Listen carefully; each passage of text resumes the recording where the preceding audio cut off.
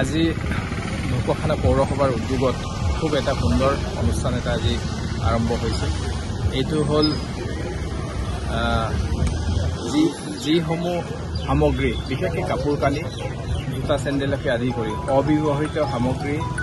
বহু লোকৰ ঘৰত এনে পৰি থাকে আৰু য'তে ত'তে পেলোৱাৰ কাৰণে মানে কেতিয়াবা বিভিন্ন সমস্যাৰ সন্মুখীন হয় বা মাটিৰ উৰ্বৰতাও কমি যায়।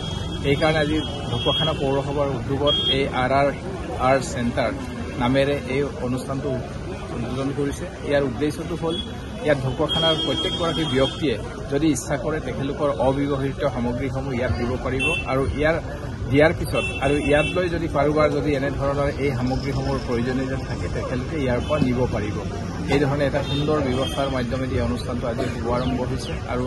মই পৌৰসভাৰ সকলো পৌৰপতি আৰু সদস্যসকলক শুভেচ্ছা জ্ঞাপন কৰিছোঁ আৰু ঢকুৱাখানাবাসী ৰাইজকো আমি আহ্বান জনাইছোঁ এই আহ্বানতে যাতে আপোনালোকে সকলোৱে যাতে ব্যক্তিগত এনেধৰণৰ অব্যৱহৃত কাপোৰ কানি জোতা চেণ্ডেল যদি কাৰোবাৰ লগত আছে আপোনালোকে ইচ্ছা কৰিলে যাতে আমাৰ দুখীয়াজনক বা কাৰোবাক প্ৰয়োজনীয় থকা ব্যক্তিক সহায় হোৱাকৈ যাতে আমাৰ ঢকুৱাখানা আৰ চেণ্টাৰ